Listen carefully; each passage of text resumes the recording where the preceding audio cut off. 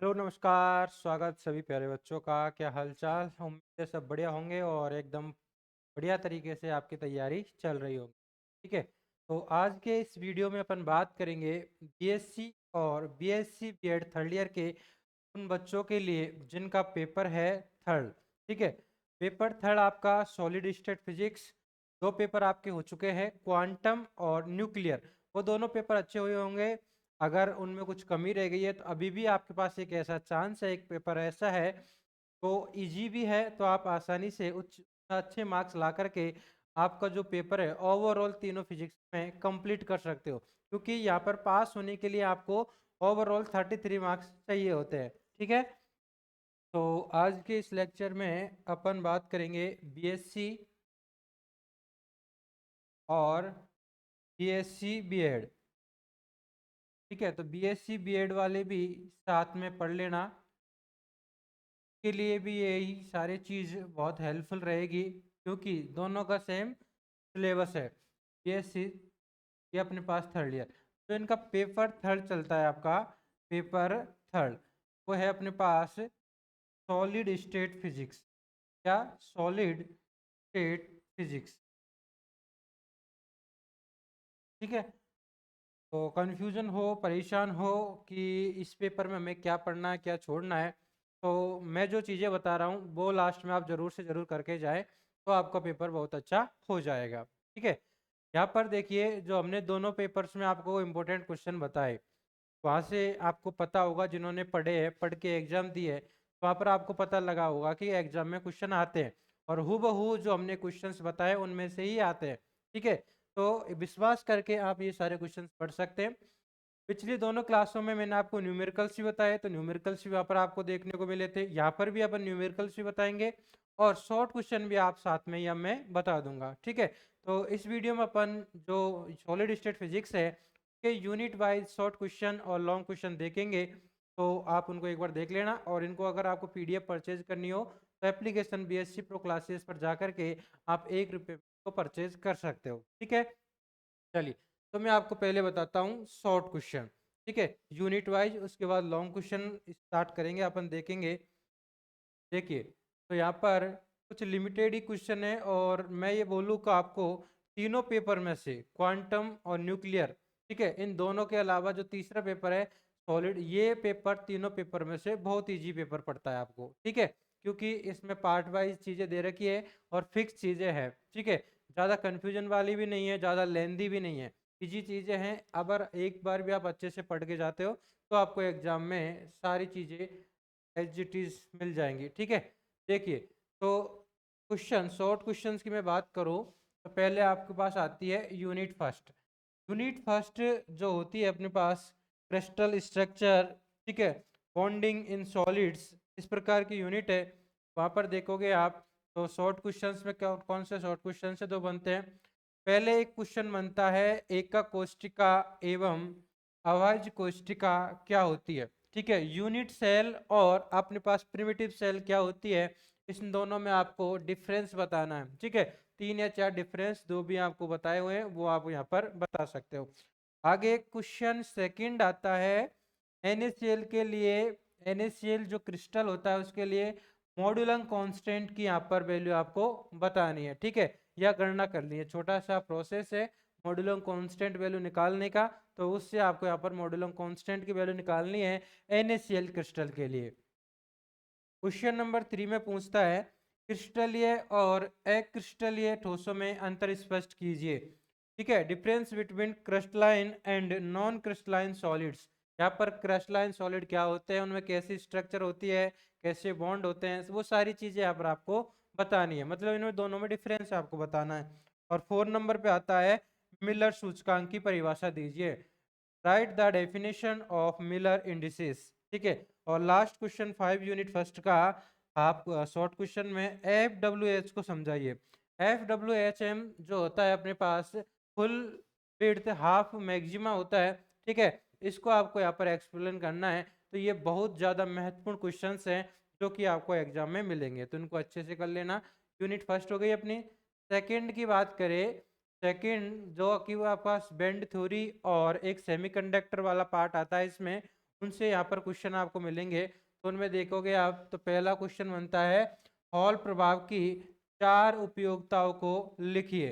तो hall effect अपन पढ़ते हैं, ठीक है। उस हॉल इफेक्ट में आपको यहाँ पर कुछ यूजेज है उनको आपको बताना है। क्वेश्चन नंबर सेकंड आता है, और क्वेश्चन नंबर सेकंड में आपको आवर्ती विभव या फिर उसको अपन क्रिस्टल विभव क्या कहते, क्रिस्टल विभव बोलते हैं, उसको आपको समझाना है या इसकी डेफिनेशन आपको लिखनी है, ठीक है। क्वेश्चन नंबर 3, बद्ध इलेक्ट्रॉन तथा स्वतंत्र इलेक्ट्रॉन से क्या तात्पर्य है। जो बाउंड इलेक्ट्रॉन से और फ्री इलेक्ट्रॉन से वो क्या होते हैं, उसकी डेफिनेशन उनको बताना है भाई, ठीक है। 4 नंबर क्वेश्चन आता है क्रिस्टल मोमेंटम से। क्रिस्टल मोमेंटम क्या है, इसकी भी आपको एज ए डेफिनेशन लिख करके यहाँ पर समझाना है, ठीक है। 2 यूनिट हो गई कंप्लीट, आ गई बात समझ में। चलिए आगे यूनिट नंबर 3 आती है, और यूनिट 3 आपके पास है, जैसे मैं बोलूँ इलेक्ट्रिक जो प्रॉपर्टी होती है सॉलिड्स की वो अपन पढ़ते हैं, और एक पढ़ते हैं थर्मल प्रॉपर्टी, ठीक है। इलेक्ट्रिक और थर्मल प्रॉपर्टी अपन यूनिट 3 में पढ़ते हैं। तो यहाँ पर देखोगे आप क्वेश्चन, तो एक बहुत ज़्यादा महत्वपूर्ण वेरी वेरी इंपॉर्टेंट क्वेश्चन अपन बोल सकते हैं इसको, ठीक है। ये है फोनॉन्स के बारे में। किसके बारे में, फोनॉन क्या होते हैं, फोनॉन में कौन सी सांख्यिकी का पालन किया जाता है, ठीक है। क्योंकि फोनॉन क्या होते हैं, बोसोन या फर्मियोन जो भी है, को अपन को यहाँ पर बताना है, फोनॉन की डेफिनेशन बतानी है, ठीक है। और उसके बाद में उनको समझने के लिए, स्टडी करने के लिए कौन सी सांख्यिकी का अपन यूज करते हैं, क्योंकि अपन ने जो कई सांख्यिकी पढ़ी है, मैक्सवेल बोल्ट्जमान सांख्यिकी, ठीक है, फर्मी डार्क स्टैटिक्स है, ठीक है, इस प्रकार से। आगे क्वेश्चन सेकंड आता है, फर्मी ऊर्जा को समझाइए। तो यहाँ पर right the definition of Fermi energy. Fermi energy को यहाँ पर आपको एक्सप्लेन करना है। तो फर्मी एनर्जी क्या होती है, ठीक है। एक पढ़ना है आपको प्रत्यास्थ तरंग, जो इलास्टिक वेव होती है उनका यहाँ पर वर्णन का मतलब यही होता है, आप डेफिनेशन लिखो, ठीक है। जो भी उसका कोई फॉर्मूला प्रॉपर्टी जो भी है वो साथ में लिखना है, ठीक है। वर्णन का मतलब ये नहीं है कि आपको 2-4 पेज में, क्योंकि शॉर्ट क्वेश्चन है तो यहाँ पर आंसर भी इसका शॉर्ट ही होगा, ठीक है, 3 या 4 लाइन मैक्सिमम, ठीक है। तो आगे चलते हैं अपन क्वेश्चन नंबर 4, और बहुत ज़्यादा महत्वपूर्ण question, very very important question है, बिडमन फ्रेंज नियम का यहाँ पर समझाना है आपको। बिडमन फ्रेंज नियम क्या होता है, तो ये छोटा भी आ सकता है और बड़े क्वेश्चन में भी आ सकता है, ठीक है। तो बिडमन फ्रेंज नियम एक बहुत ज़्यादा महत्वपूर्ण क्वेश्चन है, अच्छे से करके जाए। और क्वेश्चन आगे 5 आता है, इसमें कुछ डेफिनेशन से आपको पूछ सकता है, जैसे रिलैक्सेशन टाइम क्या होता है, इसका टाइम बता, रिलैक्सेशन टाइम क्या होता है, दो क्रमागत टक्करों के बीच में लिया गया समय, रिलैक्सेशन टाइम इस प्रकार से अपन बोलते हैं। इलेक्ट्रिक कंडक्टिविटी क्या होती है, थर्मल कंडक्टिविटी क्या होती है, इनकी डेफिनेशन और फॉर्मूला है वो आपको लिखना होता है। एक लिखना है आपको स्पेशल स्पेसिफिक हीट क्या होती है, ठीक है। तो ये यूनिट 3 के इंपॉर्टेंट क्वेश्चन हो गए शॉर्ट वाले, ठीक है। ज़्यादा क्वेश्चन नहीं है, 4 से 5 है, जिनमें केवल आपको डेफिनेशन याद रखनी है, और या जो भी छोटा मोटा कॉन्सेप्ट है या फिर फॉर्मूला है वो उतना याद रखना है। यूनिट 4 की मैं बात करूँ तो यूनिट 4 में आपके 2 चैप्टर आते हैं, एक आता है सुपर कंडक्टर और एक आता है मैग्नेटिक प्रॉपर्टी ऑफ सॉलिड्स, ठीक है। तो मैग्नेटिक प्रॉपर्टी और सुपर कंडक्टर में से मैं आपको बोलूँ तो सुपर कंडक्टर आप अगर पढ़ लेते हो पूरा, ठीक है, तो उसमें से आपके शॉर्ट क्वेश्चन भी हो जाएंगे और लॉन्ग क्वेश्चन भी आपसे हो जाएंगे, क्योंकि सुपर कंडक्टर से क्वेश्चन आएंगे ही आएंगे, 1 या 2 क्वेश्चन आएंगे ही आएंगे, ठीक है। तो यहाँ पर यूनिट 4 में आपको मैं बताऊँ शॉर्ट क्वेश्चन, तो यहाँ पर अतिचालकता क्या होती है, पहले तो आपसे यही पूछ लेता है कि सुपर कंडक्टिविटी क्या होती है, ठीक है। सुपर कंडक्टिविटी क्या होती है, इसको आपको डेफिनेशन लिखनी है और उसको समझाना है। आगे सेकंड क्वेश्चन आपको देखने को मिलेगा, संबद्धता लंबाई, जो कोहेरेंस लेंथ लेंथ होती है वो क्या होती है, इसको आपको समझाना है, ठीक है। और एक क्यूरी का नियम आपको बताना है, ये मैग्नेटिक प्रॉपर्टी से रिलेटेड होता है, और यहाँ पर कुछ डेफिनेशंस आती है उनको आपको बताना है, जैसे माइसनर प्रभाव क्या होता है, माइसनर इफेक्ट, ये बहुत ज़्यादा महत्वपूर्ण क्वेश्चन है, शॉर्ट क्वेश्चन में भी आएगा या फिर लॉन्ग क्वेश्चन में, लेकिन आएगा जरूर।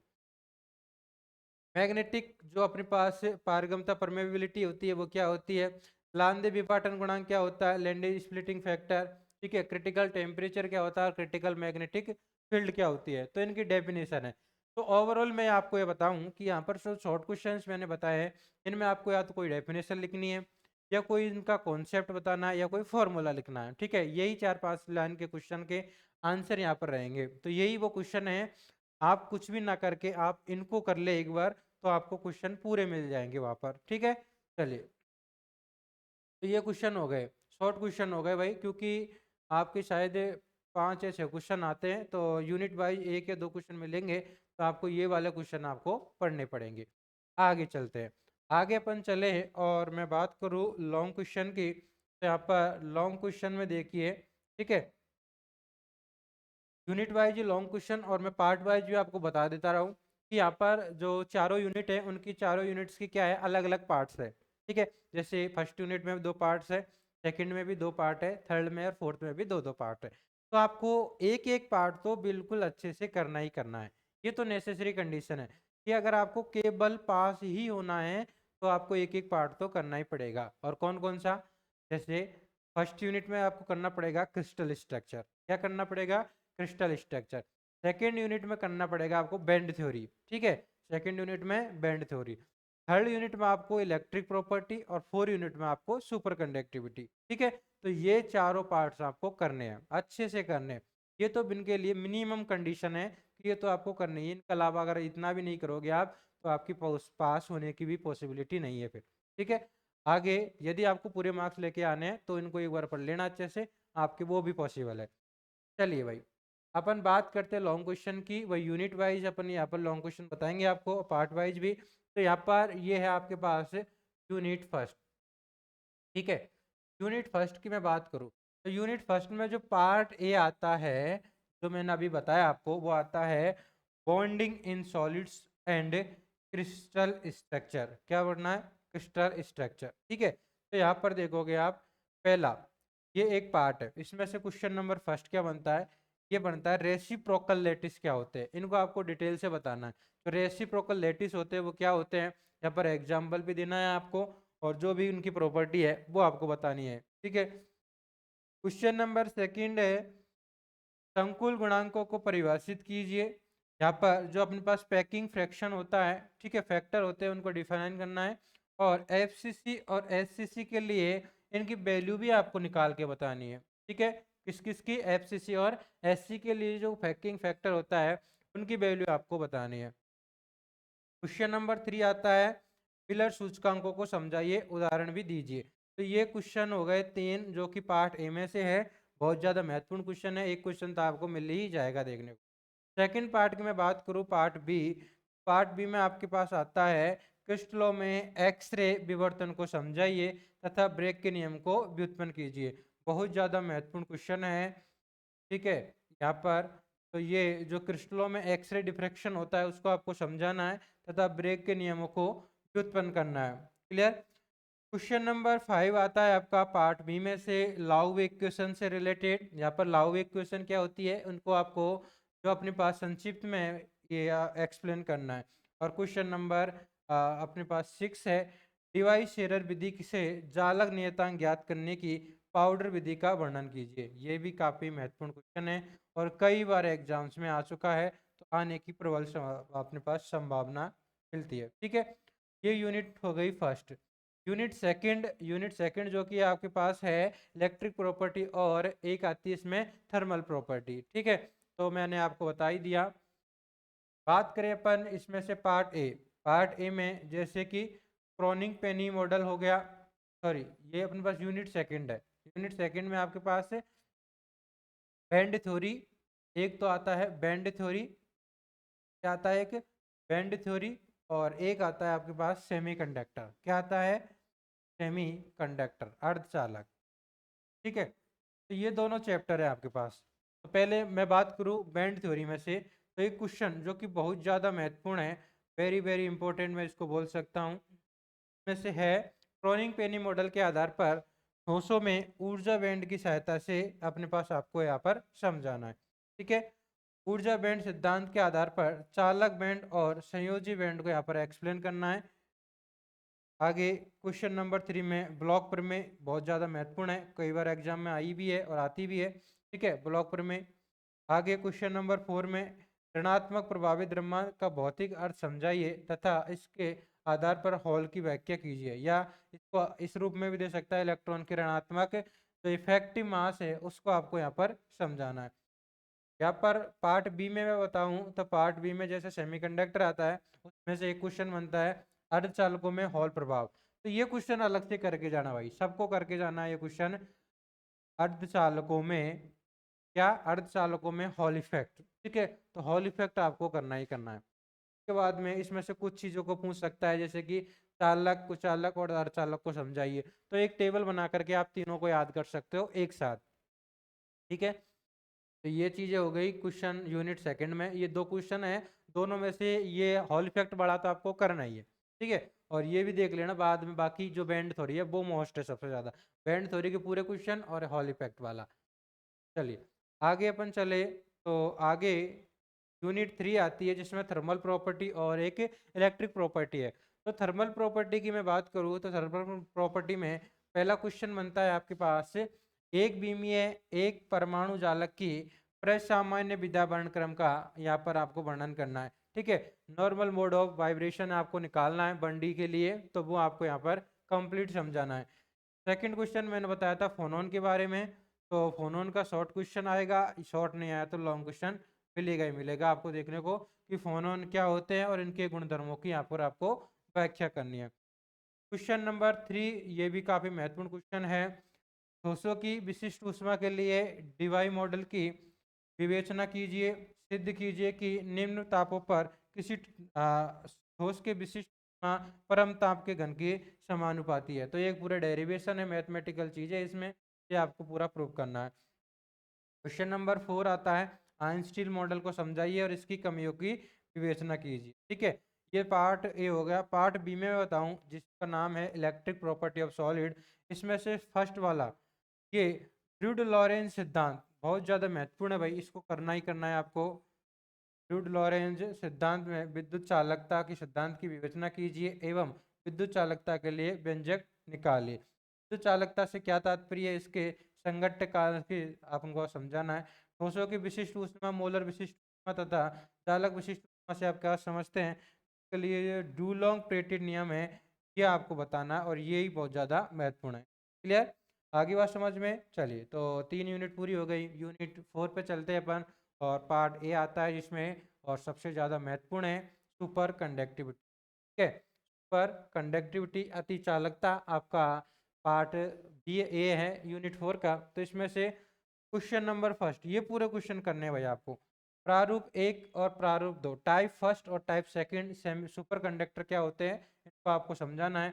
बीसीएस थ्योरी आपको कंप्लीट पढ़नी है, बीसीएस थ्योरी ऊपर यहाँ पर युग्म बनते हैं इसमें, और ये ठीक है सबसे ज़्यादा महत्वपूर्ण क्वेश्चन इस यूनिट के लिए। इसमें माइसनर प्रभाव को विस्तार से समझाइए। उसके बाद में यहाँ पर अति चालकता के लिए लंदन इक्वेशंस है, ये दो इक्वेशंस निकल करके आती है, और एक ये फ्लक्स क्वांटाइजेशन। ठीक है, ये भी बहुत ज़्यादा महत्वपूर्ण है, फ्लक्स क्वांटाइजेशन।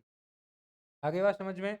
चलिए आगे पार्ट भी आता है जिसमें मैग्नेटिक प्रॉपर्टी ऑफ सॉलिड्स है, पदार्थों में चुंबकीय गुणों की उत्पत्ति को समझाना है। यहाँ पर मैग्नेटिक प्रॉपर्टी पदार्थों में कैसे उत्पन्न होती है, कौन सी गति के कारण उत्पन्न होती है। ठीक है, कक्षीय गति, चक्रण गति जो भी है, तो यहाँ इसमें एक डेरिवेशन सा है उसको आपको पूरा करना है।